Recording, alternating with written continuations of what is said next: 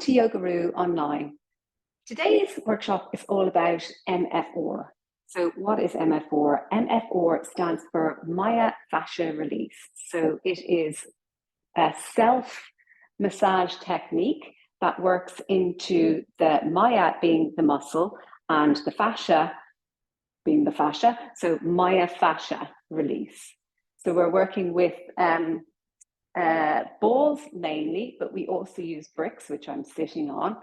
And basically, you know, it's using the technique of massage in your own time as part of your own practice to get it into your routines more frequently than you would if you were going for a massage or that kind of a thing, which is, as we all know, hugely beneficial for the health of the body. So what is fascia? Muscles we're very familiar with. Fascia is a body-wide web. It is continuous from head to toe, and it is 5 times stronger than steel. So it's this big web that encases and penetrates the entire body. So it's absolutely everywhere. It used to be considered like just, you know, when they were doing cadavers, they would just take it off. It's that kind of stringy, slimy stuff that you might see if you're preparing chicken. They used to think it was just to encase us, and they used to take it off and throw it away. But in terms of science, more recently, so in the last, say, maybe 10 or 20 years, they've realized it is a fascinating system that is responsible for so many different functions in the body. Okay, so it holds us together. So it's 2 main categories of jobs are connection and protection. So in terms of connection, we talk that it holds us together, but it's also very clever in that because it's this slimy, fibrous substance, not only does it have the ability to hold us together, but it also has the ability to separate at the same time as well, which can create glide between the layers of connective tissue, between the organs. If you think about it, if we were built of something that was more Velcro-y, that kept us together, you know, that kept things in place, we wouldn't be able to have this kind of incredibly movable and pliable body because things would just be too solid within us. Whereas with this kind of more fluid fascia, everything it's attached, but it has a slip factor to it, which we call the glide, so that we can move more smoothly. Muscles we kind of consider to be, when we study them, we kind of look at them very separately, but they all work together and they're all connected with fascia, which brings us on to the next thing, is that fascia absorbs impact. So it's called biotensegrity. So if you think of like, if you press down into one part, say, which we're going to be doing with the balls, it's not just that area directly underneath the ball that's been affected. It has like this ripple effect, and that's another job of fascia. It kind of transmits the force of pressure. And not only kind of, you know, when you bump against things, or just everyday pressure, not only just when you're using the balls. And then it is also responsible for communication, or involved in communication. It can communicate with the nervous system, so the central nervous system, but it can communicate independently itself. So that, to kind of put it in very simple terms, the boss can be the immune system in terms of what jobs it's doing, but it can also be in charge of its own jobs, which makes its jobs much wider. So that is one bucket of responsibilities, which is connection. And the other bucket is protection. So I talked about the fact that it kind of wraps and holds us together. So that's kind of protecting us and making sure that everything stays in place. But it also has the ability to fight infection, which when I talk about what it's made of, which will make more sense. And it is hugely responsible for repairing tissue. So that's why it's used a lot. And that's why massage is used a lot for injury recovery. So it kicks this cycle of injury repair in the muscles. And then also one of the main jobs that fascia has is hydration. So again, that links into the whole idea of the glide between the layers. But hydration, we know, is so important for injury recovery, transport, all the different communication within the body. Hydration is so important for that and for the central nervous system. So hydration is one of the main components that fascia is responsible for, because it's so body wide. You can see what that would be one of its jobs, because everywhere needs to be hydrated. So what is fascia made of? It's made of three things. So it's made of cells, it's made of fibers, and it's made of this thing called the ground substance. So if we start with the cells, and this is where we come back to one of its jobs there, its cells are white blood cells. So immune function, there is where it is able to fight infection. And these cells called fibroblasts. And the job of the fibroblast is to make fibers, which brings me to its second component, which is fibers. And there's two types of fiber, collagen and elastin, which we know is what our skin is made up of, and all the components of our body are made up of collagen and elastin. And then the third and most fascinating part of the fascia is what's called the ground substance, which is made up of proteins and water. And then the most fascinating part of it is this substance called hyaluronic acid, which you might have heard of before because it's been used hugely in the beauty industry, because it's a water magnet. And as you can imagine, that's why it's been put in face creams and things like that, because we're trying to constantly keep ourselves hydrated for the youthful skin and the anti wrinkles. So hyaluronic acid is a water magnet. So it draws water to it, which again keeps the fascia and the body hydrated. Okay, so that's what it's made up of. And then the hyaluronic acid, the myofascial release encourages the hyaluronic acid to be produced, to the turnover of the hyaluronic acid, which again increases the hydration. So that's again one of the benefits of MFR. So we've talked about all the job of the fascia. Let's just briefly go into the benefits of MFR to the fascia. So I just mentioned hydration, circulation, of course, because we're kind of getting everything moving. We're pushing things around as we roll the balls. The glide between the layers. So these are all the jobs that the MFR does is more efficiently it can do when we are kind of getting the balls to get the functions working well and hydration working well. Mobility and flexibility. So the interesting thing about mobility and flexibility is that it gives acute increases of mobility flexibility, which means, I know we think the word acute sounds like a catastrophe. Acute means immediate and large and sudden. So it gives acute increases in flexibility. But if it was as simple as MFR yourself and then you're permanently flexible, we'd all be incredibly flexible. So it gives you increased flexibility, but we need to capture that. So that's why it's really good to do MFR before your yoga practice, because we capture that increase. Say, example, if I roll the back of my hamstrings there, and then in my MFR pre-yoga, and then at my yoga practice, I take some forward folds to capture that increased range of movement that the MFR has enabled.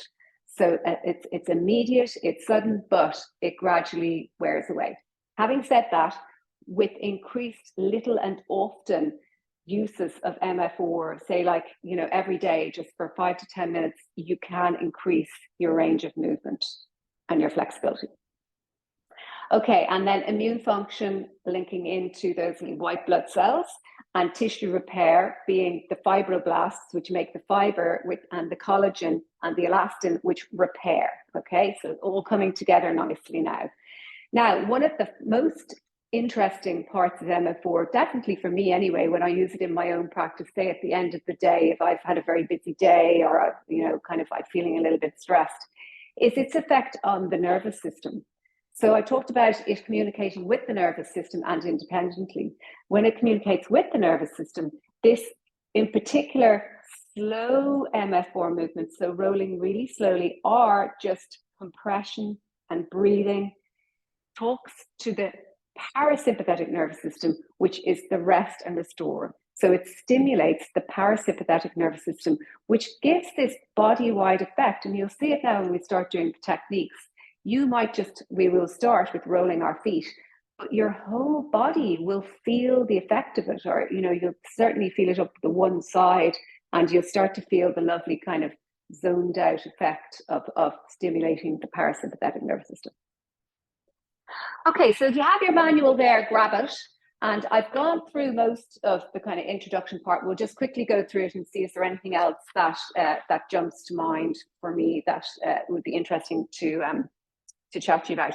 But do read through this. I've given you a synopsis of what it is and what the fat is made of and the benefits of MFR, but there's lots more information here in your manual. That's why the manual is an integral part of my trainings, because I don't expect you to be able to remember everything I've said here. You can go through it in your own time at home, and the little stick people will help you to work out where to put the balls. But definitely, as we're going through the techniques, I might be giving you different ones, or maybe the position of the balls there, you might write a note underneath it for you specifically where it was or where you felt it was for your body. Okay, so just little notes is great, because I give as much information as I can there with my more kind of slightly more three-dimensional than a stick person illustrations, but certainly you will get more from doing the techniques.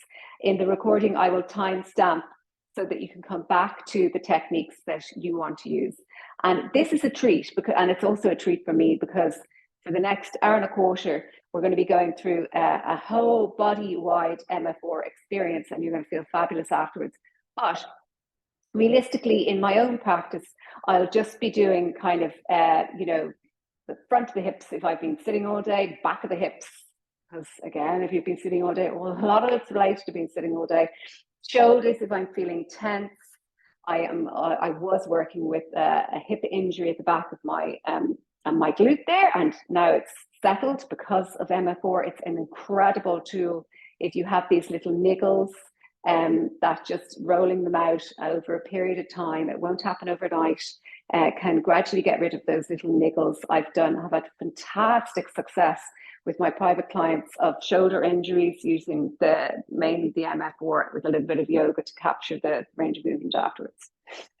Okay, so let's go through the manual. I think we've gone through all that. The benefits: healthy connective tissue, mobility, flexibility, hydration, circulation. Really, I've gone through all that, which is great. Body awareness. Body awareness is another one, actually. So body awareness is really important. It's really, really important to be able to feel the internal sensations of the body, because then you can react to your needs. And life is all about your needs physically and mentally, and meeting those needs. So being able to feel the internal sensations will help you to meet those needs before they become an issue or an illness. So definitely a really important one. I'll just go through when to use MFR. So pre-sports, one of the greatest things about MFR for pre-sports is that, they keep changing their theory on the whole stretching before sports.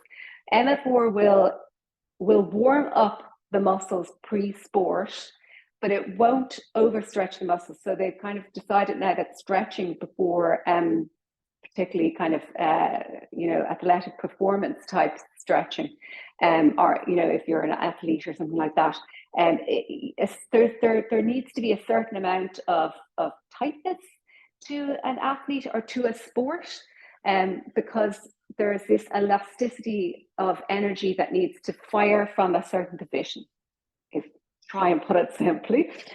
So there does need to be a certain amount of containment, but we certainly want to have the muscle warmed up and hydrated before we start moving. So shorter and lighter. So going light on the MFR. For post-sports, it's for longer and you can go deeper, okay? And then for injury, it's frequency. So it's like short periods of time and frequently. So maybe once or twice a day, but definitely kind of trying to come back to it every day. And noticing the effect of what you're doing. You know, are you going too hard? Can you go a little bit harder? Just noticing the effect of what you're doing all the time. Don't just drill through it and go through it because I said every day. Notice yourself, how you're responding to your self-treatment. Okay. Now, less is more. And you're going to hear me saying this throughout the whole workshop: mild discomfort. So if you're one of those people that thinks, I can go really hard into this and I'll get more benefits, this is not going to be the way you're going to approach this practice here. It has to be mild discomfort for two reasons. If you go too hard, you will be aggravating the nervous system. So you're not going to get that lovely restorative effect from it, but also you're going to be creating injury to the tissues. And what we're trying to do is create repair. So we're trying to trigger that tissue repair, and you know, and turnover. Because I'm not saying the entire body is covered in bricks. We're trying to turn over the tissue, hydrate the tissues, get the glide. It's all the different jobs that the MFR does. Okay, so mild discomfort. You're in general, you're kind of avoiding bone. So you know, it's not that it's dangerous. It's, well, unless you have osteoporosis. Rolling on the back of the spine there would not be the best thing in the world. It's just there's no muscle there. There's not a huge amount. Well, there is fascia there, but you know, it's not an area that will be terribly productive or very comfortable. So we won't be rolling down the center of the spine. We'll be going either side of it. We won't be rolling on those bony protrusions. Your hip bones there will be going inside it when we're doing that part. Okay, and then I'll talk about the different techniques. We have compression, we've got rolling and cross fibering, and we have shearing where we move a limb, and then a little bit of scribble. So I'll talk about them as we go through our practice. Okay, things to remember. So 30 to 60 seconds per area. We have a lot of areas to cover today, so I might not be staying on each area for 30 to 60 seconds. So particularly with maybe the feet, I'll go reasonably fast with the feet. When you're practicing it yourself, you could go a little bit slower because that might be the only thing you're doing that day, which would be lovely. And the feet is really good to do at the start of the day, after a big long walk, and it's actually lovely to do at the end of the day because it's a really sensorial area, lots of little nerves in the feet. And there's another one for the hand, which we won't get around to today. And these are ones that often I use at the end of the day, even though I'm not particularly using my feet at the end of the day, but I'm stimulating that parasympathetic nervous system to start to kickstart the wind down, get myself ready for a good night's sleep. Okay, less is more. Mild discomfort. Work indirectly before directly. If you hit a trigger point, which is basically can be the source of pain, it can be quite like, you know, work around it. Okay, even if it's an area that I'm directing you into, if you hit something that's really intense, you move the ball, work around it. Because remember that whole idea of biotensegrity, the ripple effect. If you're not on the exact area I'm talking about, there still is benefits from it because of the ripple effect. Okay, so don't worry if I'm describing an area and you're just not quite sure. Odds are you're on the right area. If you're not, biotensegrity will get that area anyway. Okay, so with techniques, we'll be using one or two balls. Okay, one ball is more intense. So if I am instructing an area with and it's a single-sided, some of them would be using both of them going up the spine, and it's a single-sided one and it's too intense for you, you've got two options. You either add the second ball in to disperse the pressure, or you just add a blanket on top of the ball, and it can be like just one layer blanket or an entire folded up blanket. You decide where will bring you toward that golden rule of the mild discomfort. Okay, I think avoid, just again, important to note, avoid inflamed areas, bruises, obviously, it's not going to be very uncomfortable, broken skin or varicose veins. Okay, so let's get started.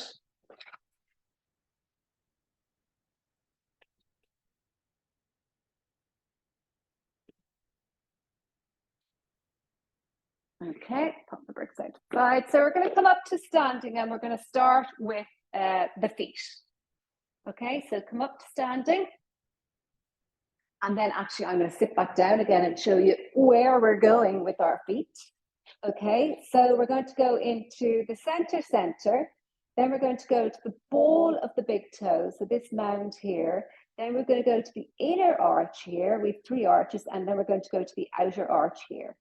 Then we're going to go to the center of the ball, and then we're going to go across the knuckles, I call them. I'm not sure what there are. That's the right, probably is the right term. We're going to do a little smiley face across the knuckles of the balls of the feet there.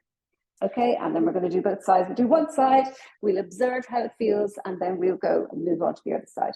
So if your balance isn't with you today, bring yourself to a wall. Otherwise, you can practice on your mat. Actually, one other thing to take note of is we are practicing on our mats today, but a lot of the time we usually have a mat in the middle of our studio here, and a lot of the time I am just doing my practice on the ground. Okay, so that's why it's just so handy. You can just start rolling anywhere. You don't have to have the mat. As long as you have your balls, you're away. Okay, so I'm going to start on my right foot, hands on hips, and then go into the center of that foot and just start kneading down again. Just start, if this is your first time ever doing MFR, just even use this now as a practice to find what mild discomfort feels for you. And, you know, again, everyone has a different level of pain threshold. So make sure if you are someone like myself that has quite a high pain threshold, you need to come even lower than mild discomfort, just like, you know, really, really mild discomfort. Okay, so pressing down center, and let's do maybe, we'll do like about 5 presses on each area. So pressing down. With this, the temptation for a lot of people is just to go straight to rolling. I think the minute we see a ball, we just start rolling. So but the compression is a really important part of this. Now, what we will do on some other areas, let's move now actually while I'm talking to the base of the big toe there, the mound of the base of the big toe. For this one, a little less balance because you can bring your heel down if your foot is big enough. And if you can see the ball there, I'm just pressing it down into the mound of the big toe there. Okay, let's keep going with that. So we'll do 5 presses there.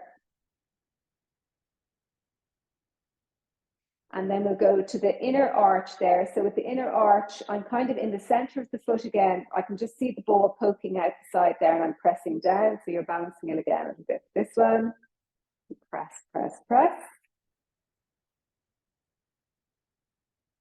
And then we'll go to the outer arch there. And pressing down, mild discomfort.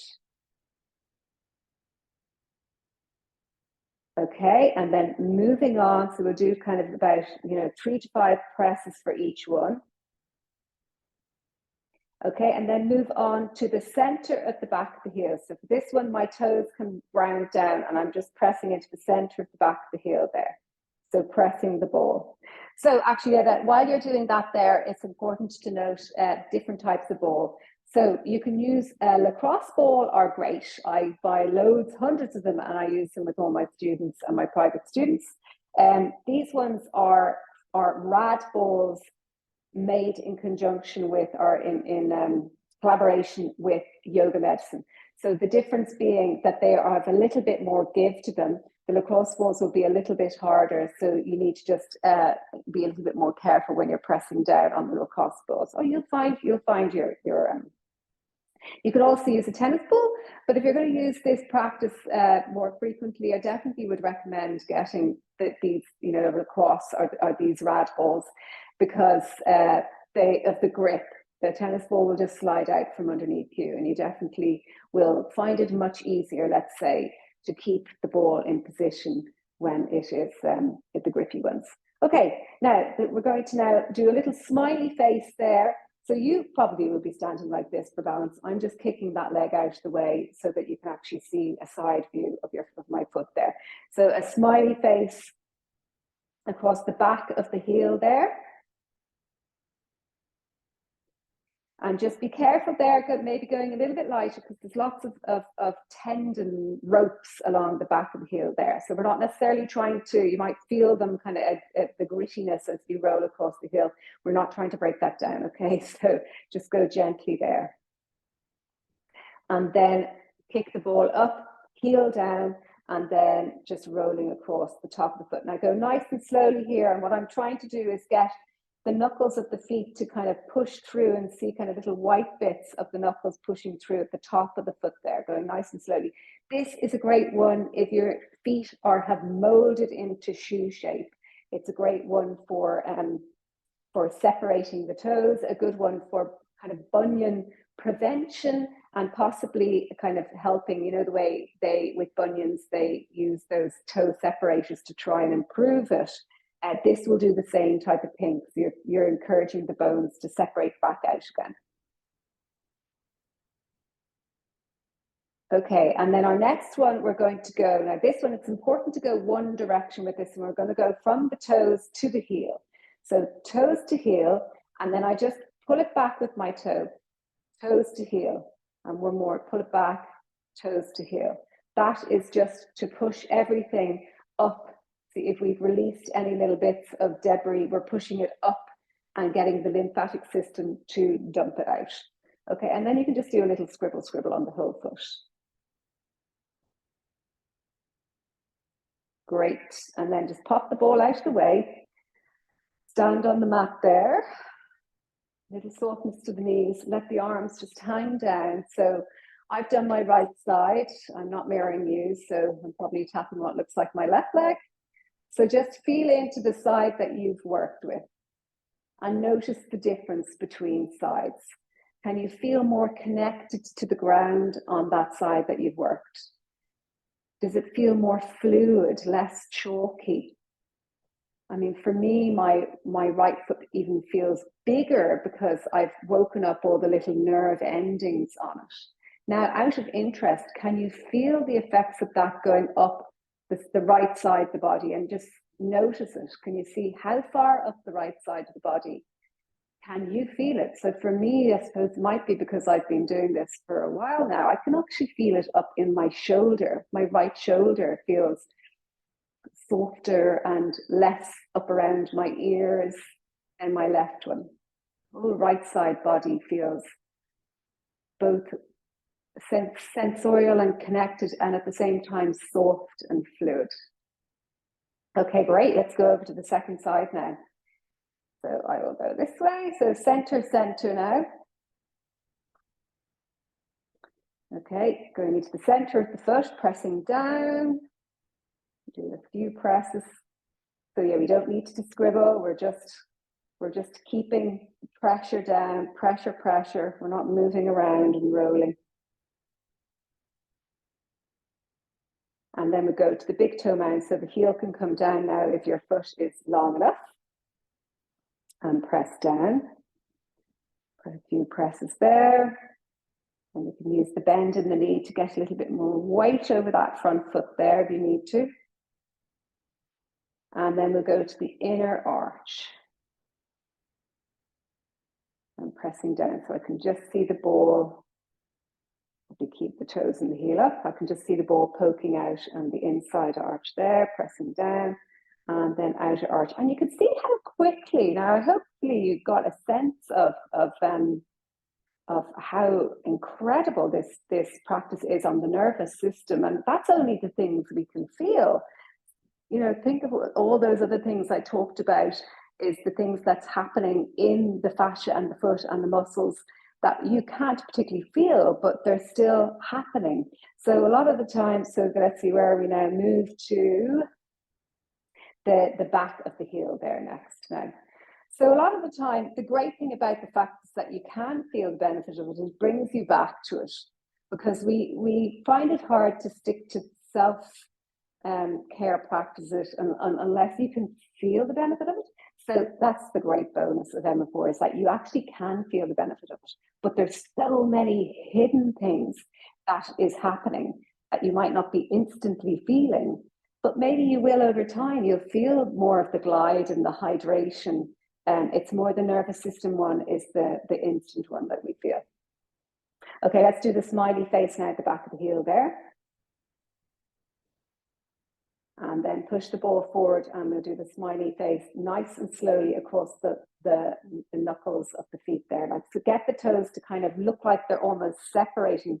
This one's amazing. I've just been working with a new client there recently whose feet were very triangular shaped, I suppose, because of being put in shoes. And our poor feet, of course, we have to wear shoes, but there's no separation between the toes. And within, I'd say, I think it was only about 2 weeks, I was seeing her weekly, and I was giving her homework, and she was doing it every day, or maybe 2 to 3 times a week.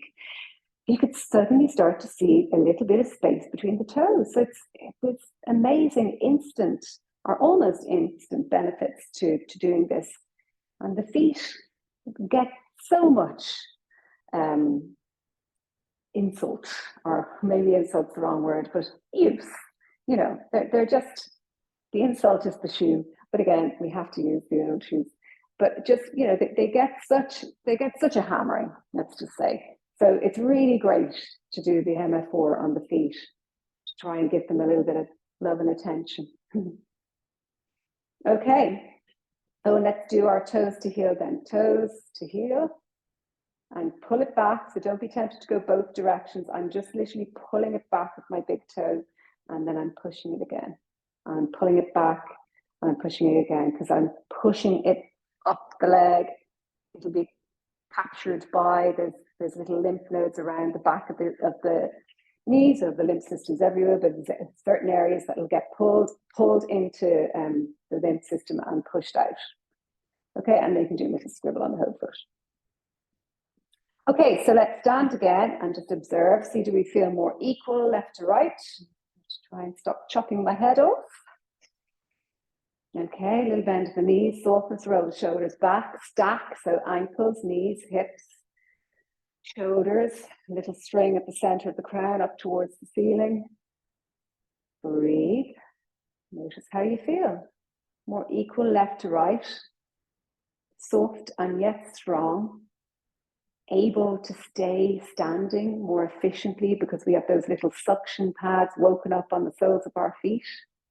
So more grip to the ground. I use this a lot with clients that I'm working on balance drills with, because it wakes up the nervous system and the proprioceptive system and helps you to work on your balance in order to train your balance for everyday life. Okay, so let's come down now and work on the hips. We're going to go now we're going to be working in your illustrations there. You'll see number 2 is hips, and we're going to go into the gluteus medius, coming around to the sacroiliac. So we're going to treat them both at the same time. So I'll come over to you and show you where we're going. Okay, so from the front. This is, I'll do the right side in the sunshine, my pointy hip bone, my ASIS. Okay, so just find that there. Okay, golden rule, we don't go on bones.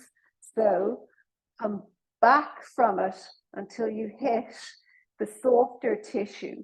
And that's where we're going, okay? So this is gluteus medius, one of our most important muscles, hip muscles for hip stability, but also balance.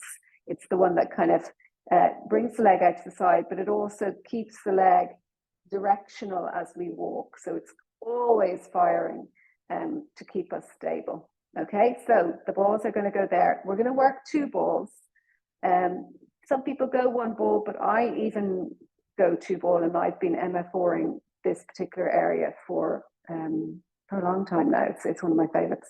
Okay, so you can see the 2 balls are going to be there. There's my ASIS. I'm behind it. Okay, and we're going to work around. We're going to do 3 spots. That will be number 1, and then we'll come back and go kind of number 2. There's much more flesh there. We'll get into kind of much more of the gluteus medius and maybe a bit of the glute max as well. And then I'm going to get you to tilt the top ball a little bit, roll it back and tilt the top ball a little bit to come into the sacroiliac joint, okay? So there's where the ball will be. You can see it's slightly tilted. I'm in the middle again.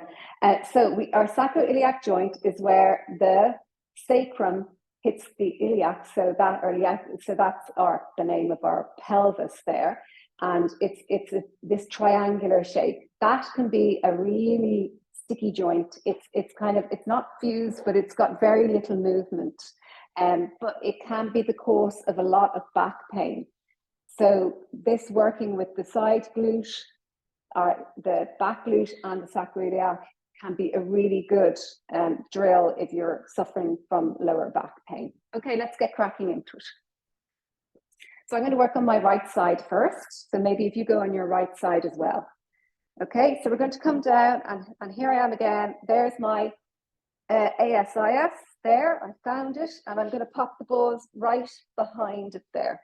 Okay, I'm going to kick this leg forward and this one is going to support my weight. Okay, so you roll back onto it, you place the balls down and you just tip the hips back onto it there.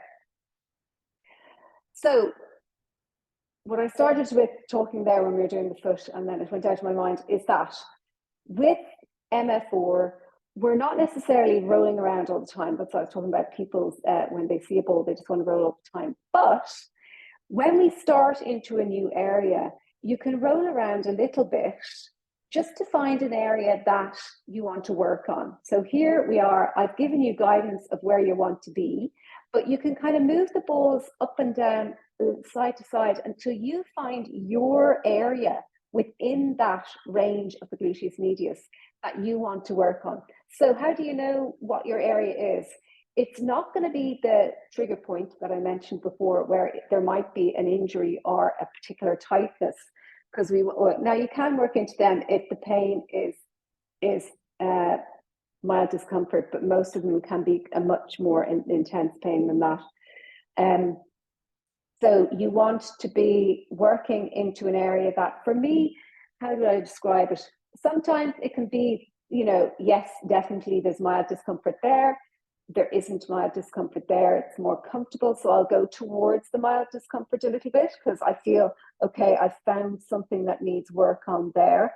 Or you might feel like a kind of a tension, a more tension in an area, a tautness within the muscles and the connective tissues. So roll around there. And then, so we're just doing a little bit of compression now. So what you can do, there's different techniques. So we can have compression, which we've done with the foot and here. And with compression, you can just be still, or you can be kind of coming up and down a little bit harder doing this, but we were doing that with the foot. And then you could also do this thing called shearing. Okay, so where we are moving we're pinning the muscle down and we're moving the associated muscle or the associated limb with that muscle. So in this instant, the leg. So we're pinning the muscle, but then we are using the movement of the associated limb to contract and expand the muscle. And then that's going to work more deeply into it in the MFR. That technique doesn't always, there isn't always a limb to move. Let's just say that might be just some areas that works with. Okay, and then we can also, if you are going well with that and it's still mild discomfort, we can lift and lower the leg. So by all means, you can get your pencil and draw some little additional pictures into your notebook there. If you're watching this or onto your manual, if you're watching this on recording, which is great, you can come back to it and or you can pause it, write some extra notes and start again. Okay, and then the next time you come through it, you might not need to pause it. Okay, great. So that's kind of two techniques there. We have the lifting and lowering of the leg. We have the lifting and lowering the leg straight. We're compressing it. Now we can do into a little bit of rolling a little bit from side to side. And maybe up and down a little bit. Nice and slowly. And then let's move to our second point. So where I'm on my side there a little bit more, I'm probably more comfortable moving that arm back for the next one. And it's the same thing. I'm rooting around a little bit, looking for an area to work with. And when I find something, I'm going to stay there and breathe, of course. What we're trying to do is talk to the muscles and get them to release, so that they can almost like wrap around or just kind of flow on top of the balls there. If they're feeling like they're jumping off the ball, you're on a trigger point, or you're on an area that's got injury that it's not ready to be pushed a ball into. Okay, and then we can do, in this point again, we can do our leg lifts, or we can lift it up like that. And let's go to our third spot. So just a reminder, for the third spot, I'm at a diagonal there, and I'm going into the sacroiliac joint. And for this one, you definitely are a little bit better off on your back there, but I'm still leaning my weight a little bit onto that right-hand side. And that's how you reduce the amount of effort as well. So you can lean back away from the balls if leaning onto them is too much. Okay. And for this one, it's a compression can be good, or you can just do a little bit of rolling up and down, but keep the rolling at a minimum, because you're right on the joint there with the balls at a diagonal. So we don't want to move off the joint, because we're just trying to get into that exact joint there. And maybe even little circles. And then this new technique now, so with MFR, I was talking about it being a very new science, and even more new in the last, say, week or two. They're talking more about, so keep going there, the hyaluronic acid. And what we're actually doing with the balls is trying to de-densification of the hyaluronic acid. So this technique now, what I'm going to show you now, is one of the new techniques that I was learning during the week. So what we do is, so we have, it's more like a rock. Okay, so you're literally just using your feet, pushing into the ground and rocking gently up and down. And what that does, it gets a little bit deeper into the muscle, but at the same time, it's gentle. So it's not as like grueling as just pushing. You're gently kind of nestling the ball deeper into the tissue there. And it feels particularly good, even though there isn't an awful lot of dense tissue at the back of the sacroiliac. It definitely feels good to roll up and down on the sacroiliac. Okay, pop the balls out of the way, just come onto your back there, and just gently notice the difference between left to right. You might maybe even just lower and lift that right leg a little bit, or just lengthen the legs out, left and right leg lengthened out. Notice the difference. How does that right glute feel compared to the left glute? Again, feeling into chalky versus fluid, more sensation versus, I wouldn't say numb, but less sensation. Okay, we'll come up and do the second side now. Okay, so again, the first point is I find my ASIF, my pointy hip bone, and I just go straight back behind it. Pop the two balls there. I have my bottom leg now, which is my left leg is bent, and my top leg is well bent but grounded there, and that's kind of going to control the amount of weight that I'm leaning into the balls. So I can lean further back away from the balls to take the weight off them, or I lean a little bit further forward if I want to add more, within the realm of mild discomfort. And rolling around just a little bit to find your area within that gluteus medius that I've pointed out for you. So definitely I've got lots, almost too many on this side to work on. Okay, so find one, and remember that golden rule, a lot of golden rules today, of 30 to 60 seconds per area, which we might not be doing with all our techniques today, but when you're doing them yourself, you might just be doing your hips. So certainly you can afford the 30 to 60 seconds per area. Lifting and lower now that left leg. So this is our shearing. We have pinned the muscle down and we are contracting and releasing it. Or if that feels okay, you can lengthen the leg, which is a little bit more intense, but see how that goes. And if neither of them are suiting you today, you just stay stationary. You just have to try and get that whole "I need to be moving around" out of your system, and trust the process. That compression is just as good as scribbling and moving and rolling all over the walls. Okay, Let's move back now. So I'm leaning back a little bit further. I've moved the balls. They're still stacked. I haven't moved the top one to be diagonal yet. Okay, and same thing now, a little bit further back. Lift and lower that leg. So this is my sticky side. I certainly feel it more on this one now. And then I can straighten the leg and lift and lower it.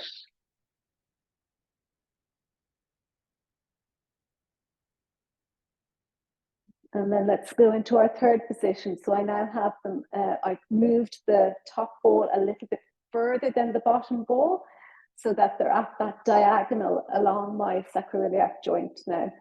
And then with this one, we did our little roll around. So we're doing our little rock. So I'm just using my feet here to kind of push myself up and down, and I'm just rocking gently over the balls. And it mightn't even be as big a movement as I'm doing it a little bit more because I want, you know, if I was doing it really subtly, you're just not going to see it. So for you, it might look more like this, where there's very little movement. I'm just kind of making it more obvious.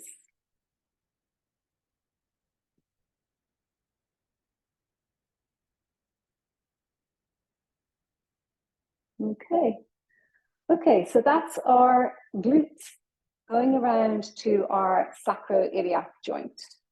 So our next one then is you're going to move into the glute max, which is a double one because we have right underneath our glute max is our piriformis. Okay, so our glute max is one of our extensors and our piriformis is an external rotator. Okay, so it brings the leg out to the side. Okay, and piriformis, another one. There's so many sticky muscles. It can be one that causes pain in the nerve, the sciatic nerve. So when it gets kind of tight, if that's ever happened to you, it certainly happened to me once when I was pregnant. It had that shooting pain down my leg because my piriformis had tightened around my sciatic nerve. So it's a good one to keep. If you can imagine it all of, I talked about at the start, the idea of the glide and the hydration. Don't we want that to this muscle that is inclined to get sticky, and we're trying to stop things from adhering to each other. Okay, so the point you're going to here is you're going right into the bullseye of your glute there, right into the center of the glute, okay? And that will deal with both of them. So it's the kind of fleshiest part of the glute. So we're going to come down onto your back, glute med, and then we're going to go into the adductors. Okay.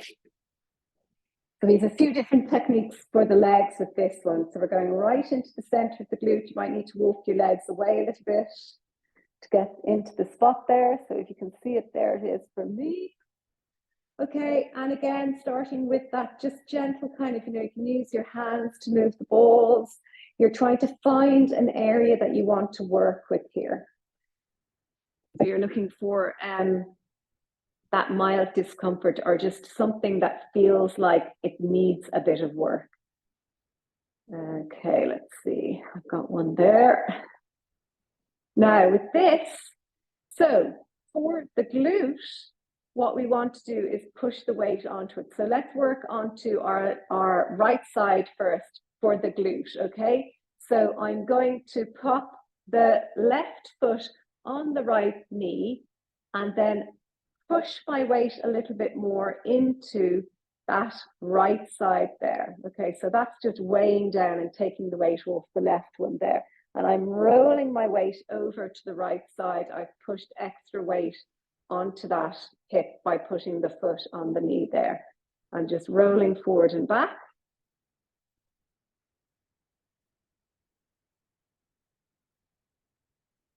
Okay, now we're going to do the piriformis for that side. So we want to get external rotation into that so that the muscle is contracted. So I put the right foot on my left knee and you'll feel the ball working slightly deeper into that side, and that is your piriformis. So I now have my right foot on my left knee, and again I'm going to tilt a little bit over to that side there. So it's like we've kind of not quite removed the glute max, because we can't just take it off, but we certainly because we have contracted the piriformis, we are able to feel it more now when we're pushing the ball deeper into that side there. It certainly is a different sensation. Okay, so that's the piriformis on the right side. And then we'll do the same thing on the second side there. So we'll go with the glute first. So we're going to push the right foot, it was already up there. Right foot on the left knee, okay, to get an extra bit of weight. And then I'm tilting over to my left side, and I'm tilting over, so I'm kind of kneading the flesh of the left side buttocks there, and I'm going into the gluteus maximus there, the extensor.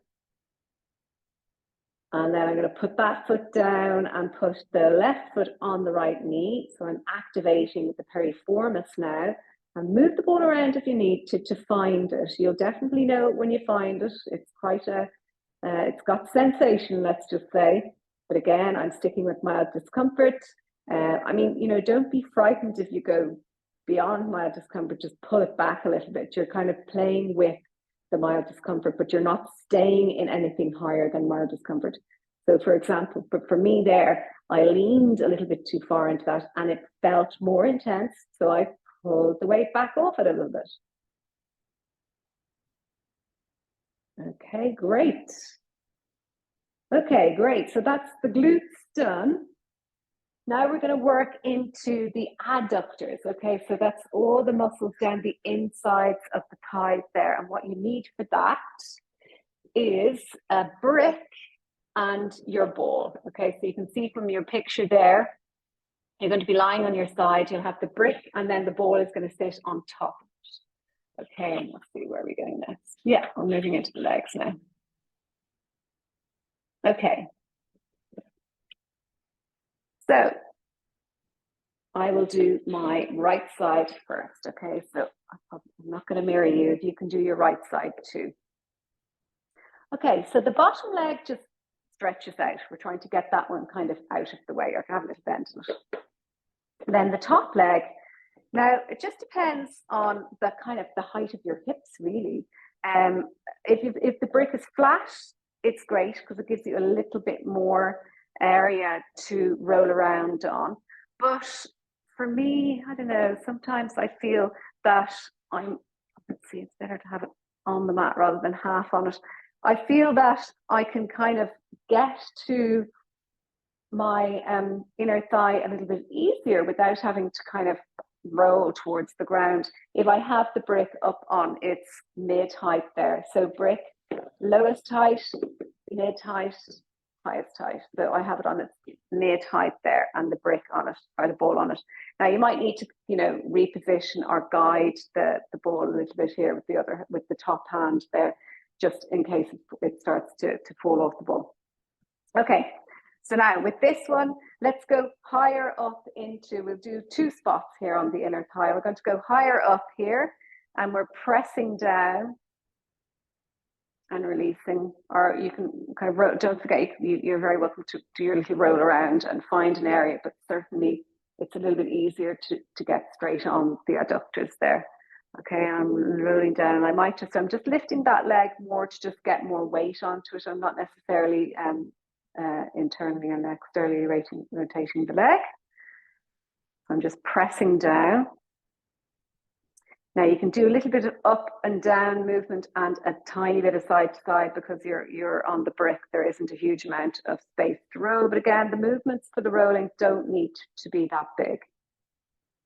I'm going to a second spot there, a little bit further down the leg. So I was up around here on my thigh, and now I'm going to go here, a little bit closer to the knee, but not quite at the knee yet. We're just going to do the 2 spots. So if you're going to do a third spot, you do kind of just right, there's my knee joint there, just right inside the knee, which actually is a lovely one to do. We're not going to have time to do today because that one can work if you have knee issues. It's a really good one to do. But if your knee issues are coming from tight quads, that is a really good spot to work on. But it's more quad adductor, so we're going to stick with pure adductor today, and I'm a little bit further down. And this, yeah, at the lower down, it definitely has a little bit more sensation, so you might not even need to lift that foot off the ground there. But again, you can do your rolling and rolling up and down. So there's different types of, I was saying I'd talk about the different techniques. So I kind of talked about compression, and then here we have rolling and cross fibering. So the great thing about doing both is that I wouldn't expect you all, and in fact, I probably would struggle to know the direction of the muscle, so the attachment and the insertion, the origin and the insertion.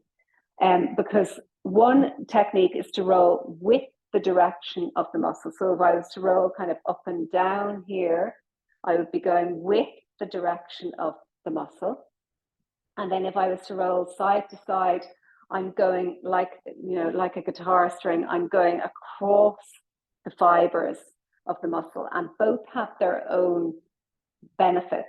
So if you're rolling with the direction, and they overlap a little bit, it's not as clear cut as one does one and one is the other. If you're rolling with the direction of the muscle, it's more hydration that you're working on. And if you're working across fibering, it's a little bit leaning more towards the tissue repair. So it's kind of, it's getting the fibroblasts to work a little bit harder when you're doing that. Okay. Right, so that's my two spots on that side. Let's quickly go over to our second side, and then we'll have a look and see how we feel. It's nice to do a comparison between sides, but just because I'm trying to get through lots of techniques, we won't stop every time we do one side. We'll stop maybe after we've done both sides. So again, with this one, I have that leg lengthened out, and I'm going on the top inner thigh there. I have it on its mid-height. I'm leaning forward a little bit, and I've lifted that leg up just to get more weight on. You can have that foot down if that's where you find your mild discomfort. Okay, and then we're doing compression first and breathing. I've kind of rooted around a little bit there when I was positioning it to find something I wanted to work on. And we're doing compression. And you can tilt the brick a little bit to the side. That top edge was kind of getting in the way there. And then you can do your cross fibering, so just tiny little movements up and down, or side to side, and then up and down the leg there.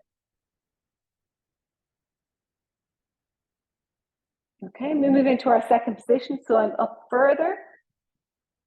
And same thing, I'm pressing down. This is definitely a little bit more sensation. I'm cross fibering. And then I'm going up and down.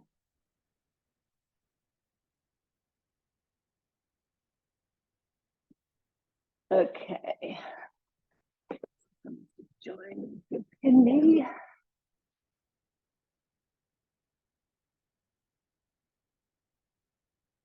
Okay, you keep going there with your adductors.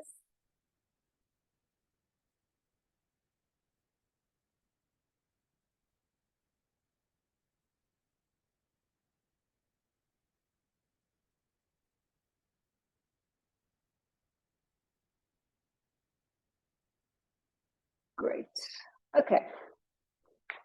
All right, so that's the adductors done. And we're going to move now into the legs. Okay. So for this one, you'll need a brick. And we're going to actually start now. In the illustrations there, I have the calves first and then the hamstrings. But I'm going to start with the hamstrings and work down the legs. It's just the way I've been doing it in my practice recently. There's no hard and fast rules. You can do it calves first and then hamstrings. But both of them, we're going to use the brick and the balls, or one ball. Okay, so let's sit back and I'm going to demo on my right leg first, starting with the hamstring. Okay, so you're going to have the brick. We'll just do two spots. That's Siri there. Thanks for asking questions. We'll do two spots again with most. Oh my God.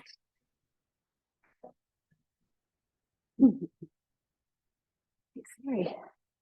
With most of these areas, like the calves and the hamstrings and the adductors, usually you do 3 spots, but just today, because I'm trying to get through lots of techniques, we're going to do 2 spots.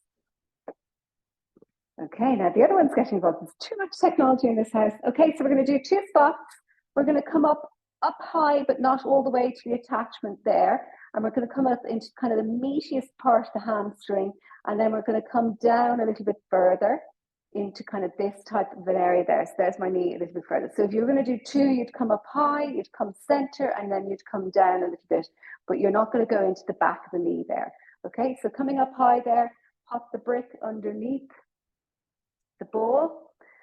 And then with this one, the way that you control the amount of pressure is to lean forward or back, okay?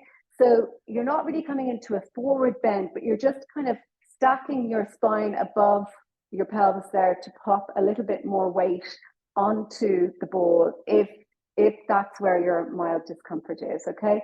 So just finding your area first that you want to play with and just, you know, moving the ball around. And then breathing into compression, particularly for something like the hamstrings, compression, it can be a great technique for it. You don't have to be rolling around all the time. And then the shearing associated with this one is just kind of the leaning forward and back. So I've pinned the muscle down and I'm, you know, even though the kind of moving the associated limb would be the leg, but I'm creating the same thing by tipping my, my pelvis forward. I'm creating a stretch and a release, and a stretch and a release, okay? And then we can do a little bit of cross fibering. So the muscle runs from here down there. So this would be the cross fibering. And then we can do just a little bit of rolling too, not a huge amount because we're on a brick there. Now I use brick because I find it easier to, I think sometimes the flesh of the buttocks gets in the way. And other than that, you keep going there with the brick. In fact, I'm going to bring you into the second spot, and then I'm going to demo different ways that you can do this. So come down to your second spot there. So I'm about here on my hamstring. I'm still in the kind of the quite a meaty part of it. And you can do that 2 techniques again. You can lean forward and back, you're shearing, and then do your cross fibering and your up and down while I demo a few other ones. So you keep going with that. You can do it without a brick, but I just find that the brick just brings the ball up a little bit higher to me, so I can get a little bit more pressure into the ball. But you can certainly do it there without the brick if you don't have bricks, and you can bring it down and do your 3 spots. But you kind of end up slightly hyperextending the knee there, I find, for the third one, but you might not. Okay, and then you can also, with this, you know, with or without the bricks, you can do them both at the same time. So what can be lovely is to do, if you're going to do a bit of forward bending in your practice, you can pop both of them underneath. As you can see there, my legs are wider, okay? So I have my legs slightly wider, and I can do the leaning forward and back, and I can do a little bit of kind of rocking my pelvis side to side. I suppose that's one of the benefits of having them close to the ground, or having without bricks. It's a little bit easier to move. Okay, and then you can move them into the 3 positions there and rolling. Okay, now I'll come back to where you guys are. So I'll have your brick and you're on the second spot there. Okay. And then out of interest, you know, I talked at the start about the capturing the range of movement that you get. So what you could have done, which we might do on the second side, is sometimes what I do is I take a forward fold and I notice where I am. Again, it's not with any intention to push my stretch further. I'm not chasing the stretch, but I'm just trying to capture the stretch and to notice if I have increased the mobility of the muscle. I'm not kind of going into the story of how far can I stretch. So let's do that on the second side now. So just take your stretch now over your left leg.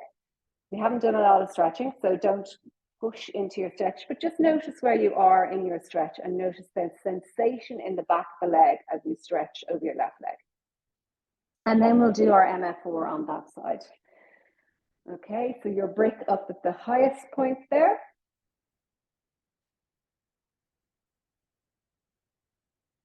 Or not the highest point, the highest of our 2 points. And you're kind of rummaging around there first and using my hand to reposition the ball to find something. And it's all at the back of the leg, okay? So anything around the back of the leg is fair game. And we're going to do my compression first. I'm going to breathe. I'm going to stimulate that parasympathetic nervous system with the compression. And then I can go into my shearing, which is going to be the leaning forward and back as the muscle is pinned down, it gets stretched and it's released, and stretched and released. And then maybe a little bit of cross fibering. So another way you can do cross fibering is just to rock the leg from side to side or lift it up and roll it. So if it's too intense to have the leg lifted, then you can just rock the leg from side to side there, and then up and down just a little bit because we're on our breath. Can't do a huge amount there. Okay, let's come into our second spot now. Okay, and you can do a little bit of the shearing here again. And then our cross fibering, or just rocking the leg. As you get more used to this, you start to kind of almost invent your own ways to do it too. Like, you know, kind of it becomes, oh yeah, that feels nice. You know, it feels nice, it's going to be productive. If the ball is moving within the tissues, it's going to be productive. So, you know, you don't have to get too stuck on the exact order of my techniques or the exact version of my techniques. You start to find your own thing. Okay, so let's test that out again and just notice how it feels. So extend that left leg out now and just do your forward fold over that leg and see how that feels. Now there might be tightness. I can feel tightness at the back of my hips there, but certainly my hamstrings aren't restricting me as much as they were before I did the MFR.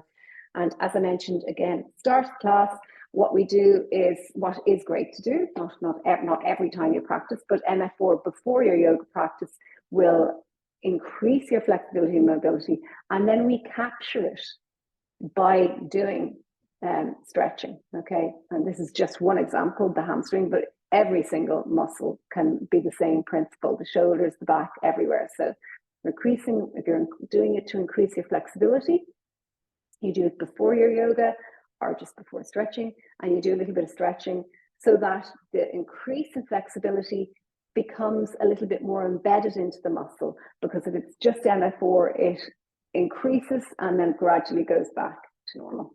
Okay, so that's the adductors done. How are we doing for time? Cracking through it. We're going to move into our we didn't do our adductors. We did our calves and our hamstrings and our adductors. We're going to move into our quads now. So front of thighs. Okay, so I'm going to show you both of them at the same time for this one, because I want to make sure that we get all the techniques done. But I will demo just the version that's going to be in your manual there. Is this version. So I'll show it to you from both directions, this way and then the other. I've just tucked that leg out of the way there. I'll show it to you from the other side too, but I just wanted to show you what that leg was doing.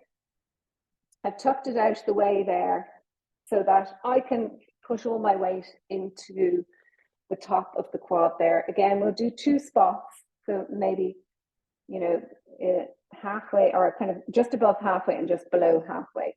And if you were doing 3 spots, you would divide it top, middle, lowest. Okay. So I've left that right. I'm doing my left side now. Actually, for consistency, just so as not to confuse you, I will do the right side because we've been doing the right side first on everything.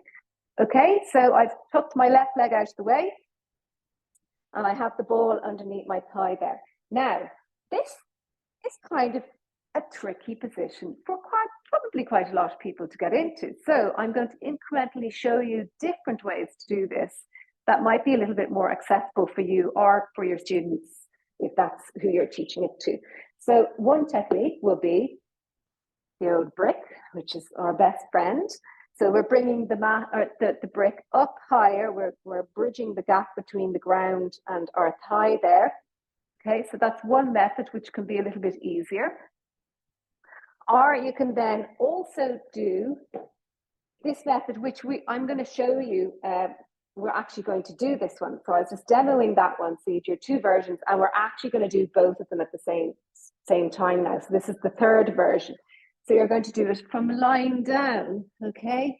So we're going to do that top section. I'm just under the thigh here, and you can come up onto your forearms there, or you can lie all the way down. Again, that's how you're going to dictate the amount of pressure that's going into the quads. Okay, so a little bit more intense because we're working on both of them at the same time. Okay, root around, find your spot, coming down a little bit further, or don't forget you have your blanket that you can pop on top of the two balls if the ball is too intense. Remember as well, I talked about the idea of reducing the amount of pressure by using either the blanket or using two balls. So what you could do here, if one ball is too intense, is to use the two balls. And actually, you could also do the two balls with your hamstrings and your calves as well. We didn't do our calves, actually. We'll go back and do our calves after this. Okay, so I'm going to go back to having the one ball. Okay. Right, so now what can we do here? We can straighten and bend the knee there, which will add a bit more pressure onto it, but also that's our shearing effect. Okay, I'm pinning the muscle, and we can do both of them at the same time, or one of them might be a little bit kinder, one at the time. Okay, so we are pinning the muscle down, and then I am contracting it as the leg is straight, and I'm stretching it as the leg is bent. So it's the opposite to the hamstring. And then do the other side. And let's move into our second point. So come all the way down with the chest, and then just lift the knee up and move the balls down into our second spot. And come up again. If that's okay, stay down if you need to. Okay, and the same thing, we're bending and straightening the leg. And the other side. And popping the blanket under if you need to. Now that was just to save time. To be honest, I would more be inclined to doing them individually. So this version, if I was doing it myself and it was the only thing I was doing. But when you're doing lots of different techniques, it's good to have a few that you can do both at the same time. Like where I showed you with the hamstrings, you were able to do both at the same time. So this would be where you've got a lot more control over it, and you can use the swing of your hips to kind of do the cross fibering, and you can just slide up and down.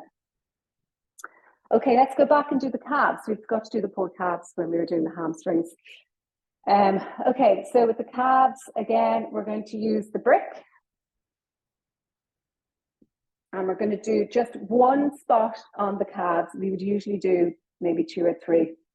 So go into the meatiest part of your calf there and have the brick. We'll do one at a time. Okay, so I am on my right calf and I have the brick underneath my ball there. Okay, so for this one then, what the shearing is to point and flex the foot. And that's going to be the way to contract and release the associated muscles underneath the ball there at the back of the calves. So for this one, we're talking about kind of the top, say 2/3 of the lower leg. We don't really go down into this area here. And it's an area that can get quite tight with a lot of people, particularly runners and athletes.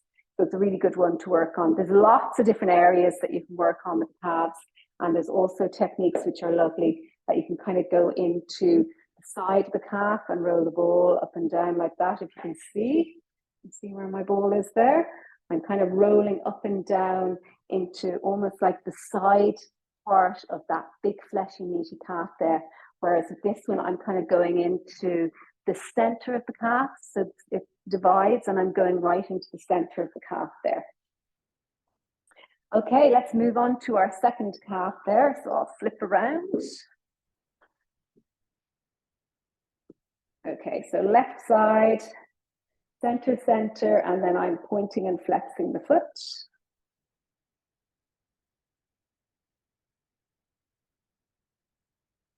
And then you can do a little bit of rolling side to side and up and down.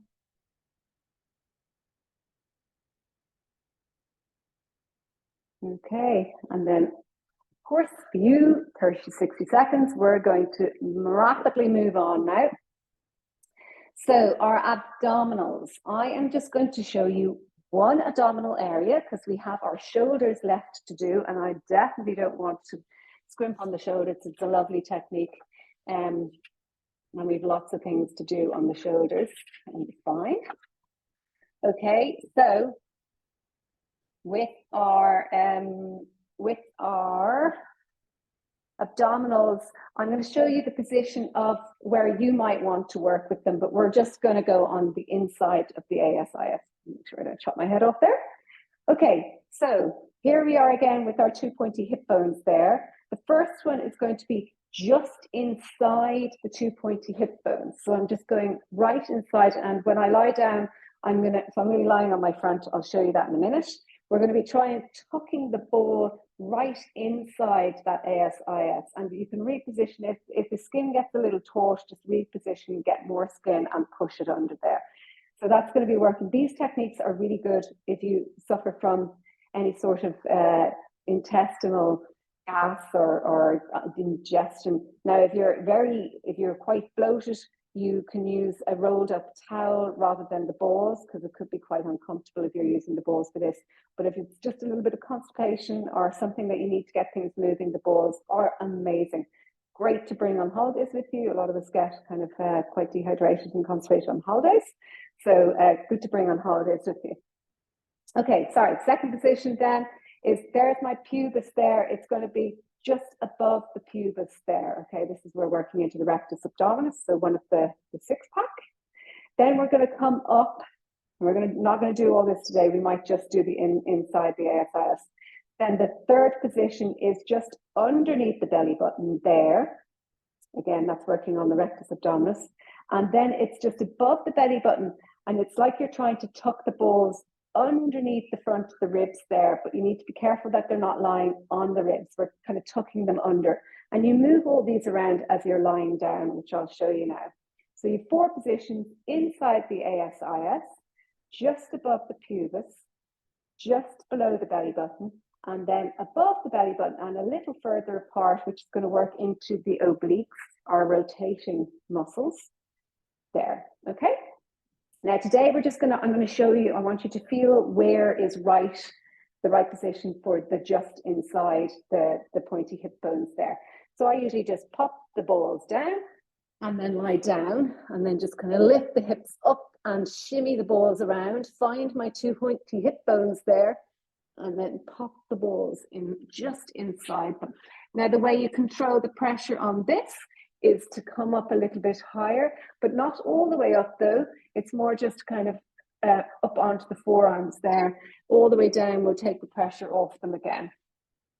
And then you can just rock from side to side there. That's one of our techniques. Or you can windscreen wipe the legs, so bend both knees and just rock them from side to side there. And you can also work with the breath. So with this one, you take a big inhale and the belly will expand and push the balls into the belly there. And then exhale and softly let the balls soak up inside towards the inner the organs of the abdominal region there. Okay, that's another good one. So inhaling, the belly expands, I push the balls away, and then exhaling, at the end of my breath, the balls have kind of almost soaked up inside the ASIS there, the pointy hip bones. Great. Okay, we're going to move on from that now. I want to go into the shoulders next. So with the shoulders, we have a few different muscles which actually get worked on with the same area. So you have your brick there, okay, and you're going to be positioning the brick right into the center of the armpit there, okay, and then you're going to be rolling back. So we're going to be rolling on the ground, we're going to be rolling back, the brick's going to stay on the ground, and that's going to work on the infraspinatus here, and then you're going to be rolling forward, okay, brick stays on the ground, and that's going to be working on the pec muscles here. So that's position number 1 for the brick. And then the second position is a little bit further down, and we're going to be rolling back, and then it's going to be rolling on this area here, which is one of the scapular muscles called the serratus anterior. Okay, so let's go into the first position. I just have my head draped in my hand there, and I have the brick in its center position right in the armpit there. And we're going to lean back nice and slowly, leaning back. And it's those edges of the brick that are kind of massaging into the muscles there. So we'll just do it about 3 or 4 times. And then leaning forward for this, you might want to pull your brick forward a little bit so that you have more space to roll forward. And I'm rolling, so I'm kind of coming back to neutral and then rolling forward. And the brick is kind of pressing into all this meaty part at the front of my pec there.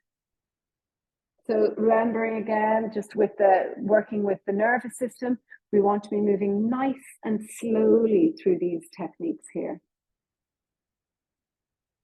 This one is definitely a lovely one to do if you suffer from kind of tight shoulders. Your shoulders feel great after it, and it hits a lot of muscles at the same time. And we're not doing it in our workshop today, but you can also do great techniques for the deltoids or around this area here, which would work on the shoulders. Let's move over to the second side there. Okay, so into the armpit, and then rolling back to go into the infraspinatus.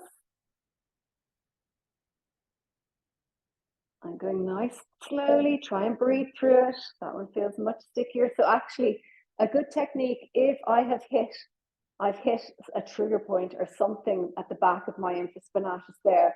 So what sometimes I do is I tilt the brick kind of towards me, so I'm working less on the edge and more on the flat, okay? And that can be a nice way to reduce the intensity of it. So I'm just kind of holding the brick, so there's a little bit of a gap there between the ground and the brick, so I'm actually rolling on the flat of the brick rather than the 2 ridges of the brick there. And then pull the brick forward a little bit and roll forward and forward. So rolling onto the pecs there.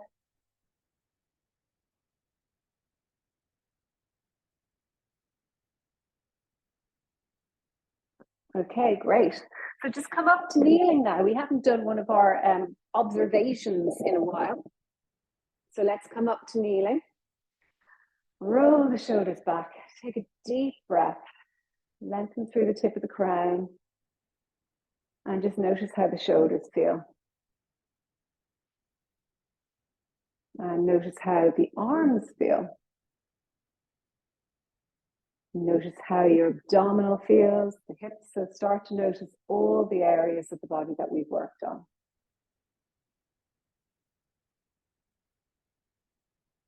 Can you feel more fluid glide in your whole connective tissue system? Right, okay, so our last technique then is going to be working through the spine, starting up at the top of the shoulders. So we're going to go into the trapezius first, and then we're going to travel down the spine. We're going to hit in between the shoulder blades into the rhomboids, and then we're going to come further down into the quadratus lumborum, which is a really important one if you suffer from lower back pain. And then we're just going to roll up and down kind of the whole spine a little bit. Okay, so starting with the trapezius. So now there's 2 things we can do here if we want to get a little bit more weight onto the trapezius. So have the brick to your side there. Okay, so where I want the balls to be is if you take your fingertips and kind of find this ropey, meaty bit of muscle all along the top of your shoulder there. That's exactly where you want the balls to be, right here and here. So you can come down to lying and then pop the balls in. The easiest way I find is literally just lift, roll over to one side, pop the ball in, and roll over to the other and pop it in. So you'll just possibly see it poking out the top of your shoulder there. I'm kind of in towards the neck, and you can see that you're on the kind of meatiest part of the top of your shoulder there. Okay, this might be you, and this is perfect. Or if you want to push a little bit more weight up into the traps there, you lift the hips up and pop the brick underneath the hips there. That will just push a bit more weight up into the traps. So you can give that a go and decide whether that works for you today. If it's too intense and you're going behind your mild discomfort, pop the brick out of the way and come down to the ground. So for this one, our techniques are, we can hug ourselves, so hug the arms around your chest there, and then just gently tilt the weight onto the right side and then tilt it onto the left. So you can see there's very little movement in me now. I'm literally just pushing a bit more weight into our rolling weight, not necessarily pushing over to the right side and then rolling over to the left side. Or you can just, if it's enough for you, you can just stay with the arms hugging or the arms down by the sides. So lots of little different techniques there for you. And then let's move on. So for the next one, I'm going to pop the brick out of the way, and we're going to move the brick, or they're going to be in between our shoulder blades. So it's hard, my arms aren't long enough, but there's my shoulder blade there. You can see it poking out. I'm going to go into the space in between the shoulder blades, and really kind of the best way to get onto them is just to kind of position the two balls, which I haven't done very well there. And then just maybe hold them if you can and come down onto them. Head can go on a brick, which is kind of nice because you're being pushed up a little bit higher there. And once your head is on the brick, then you can just kind of shimmy yourself around until you find the space between the shoulder blades there. This one is lovely to do the self-hug because it will pull the shoulder blades apart and give you more space to work with there. Now make sure that the two balls are beside each other, but they haven't moved to one side so that one of the balls is not sitting on your actual spine there. So if you want to, you can separate them a tiny bit more to leave a bit of room for the spinous process there along the vertebrae. And same technique, we can rock from side to side just a little bit, or we can do this opening and closing of the shoulders there. So that's a good shearing one for the rhomboids. My shoulder blades are contracting there. So the rhomboids are contracting or protracting, retracting, lots of tracting words. And then they are protracting there. They're being pulled apart. So the rhomboids are being stretched. So rhomboids are contracting and rhomboids are stretching. So that's how we shear into the rhomboids there. Okay, moving on. So just come up to sitting, pop the balls out of the way and pop the brick out of the way. And we're going to come into the quadratus lumborum.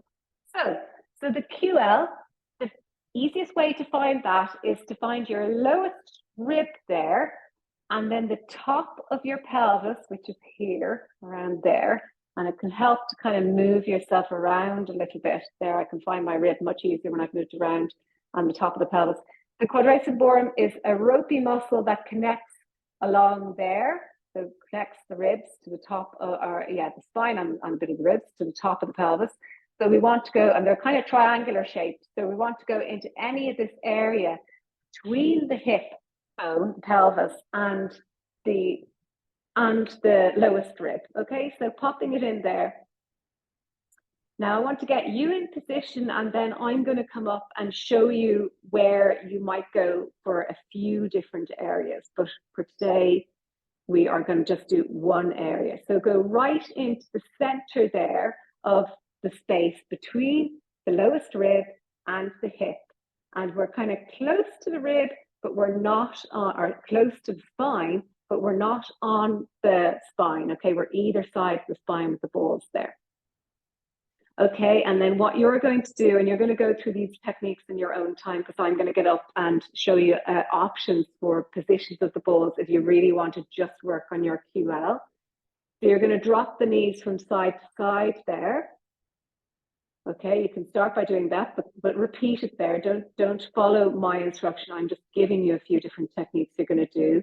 And then you can even pull a knee in towards the chest one at a time. See how that goes. Again, we're trying to find ways to increase a little bit and decrease the pressure there.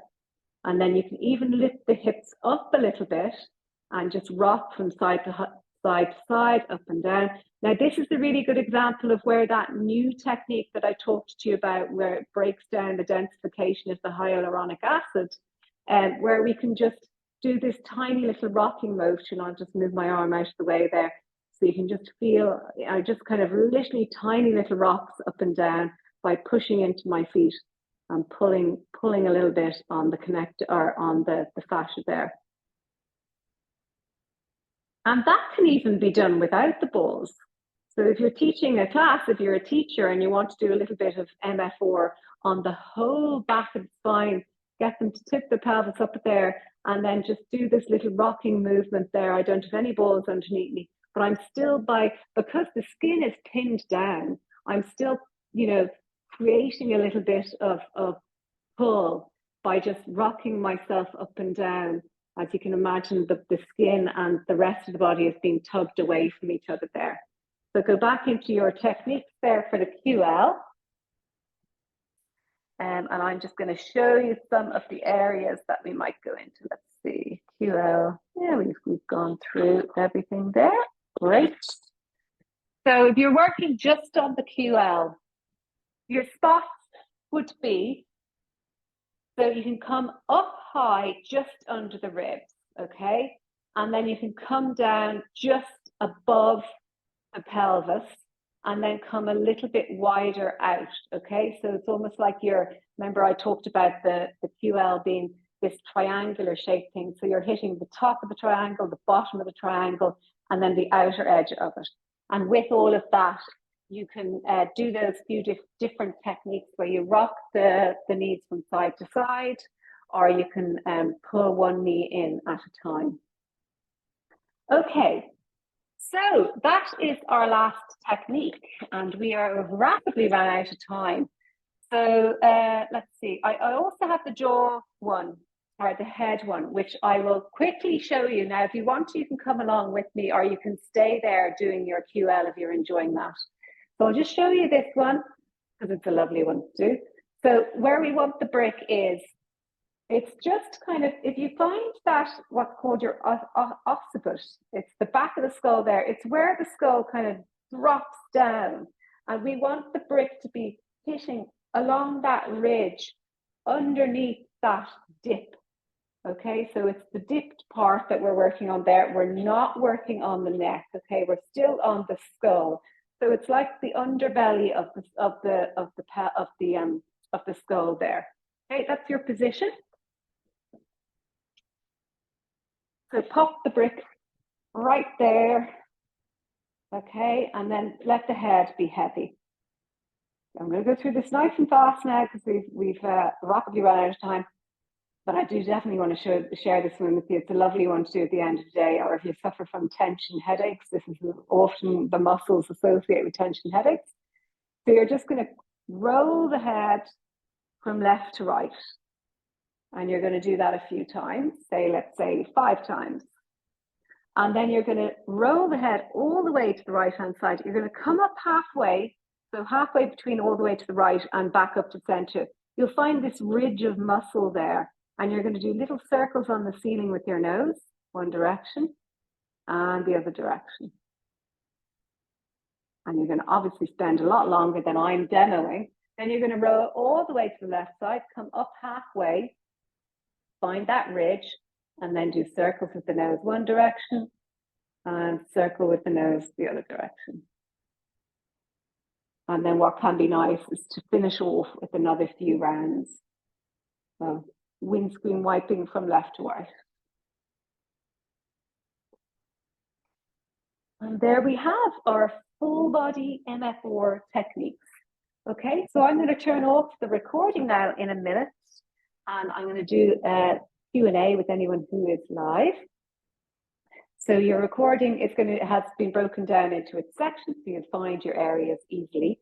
So my recommendation to you is possibly maybe once or twice you might go through it all, but then try and get into the routine of working with your favorite areas, or working with areas that you find really calming at the end of the day, or working with areas that you might have injuries, old or new. So great techniques for working with old injuries that just keep coming back, or new injuries once you're past the very acute stage, start to get the repair in there. So there you go. I hope you enjoyed it. And if you have any questions, please email me. I would be delighted to answer them.